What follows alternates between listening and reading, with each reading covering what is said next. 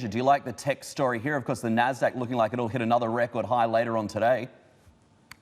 Look, hard to not be on the tech bandwagon here. We see just Alibaba came out with strong earnings again. We've just seen in terms of the tech, like I like what I like to say, it's no longer this we'll call it one trick pony. You just mentioned it. We have everything from cloud, productivity services, gaming, personal computing. It's not just people staying at home and shopping.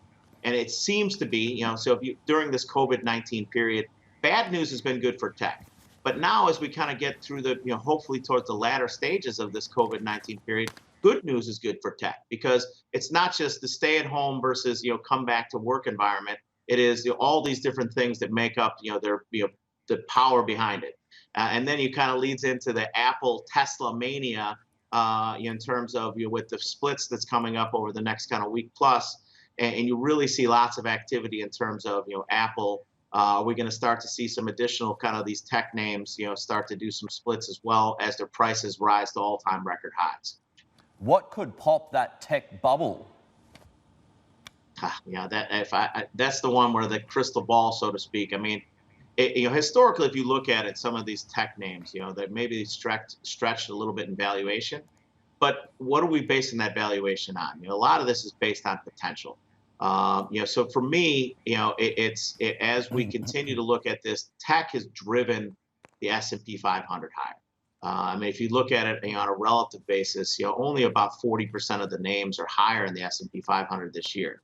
So at some point, do people start taking some profits off the table? That would be more of what I would see, some profit taking and maybe some move into some of the cyclical names, like the big banks in the U.S., like some of the even energy names. And there's a really pent up demand in terms of retail, because we've really never had that back to school spend other than maybe some tablets and things that people are buying because they know they're not going to school in the U.S. So we're really, I think there's some pent up demand on retail that maybe that's why you would see some rotation out of tech. But at this point, I still think tech looks to continue to go higher as people are still very interested in getting more net new buys, not only from our customers at TD Ameritrade, but people around the globe.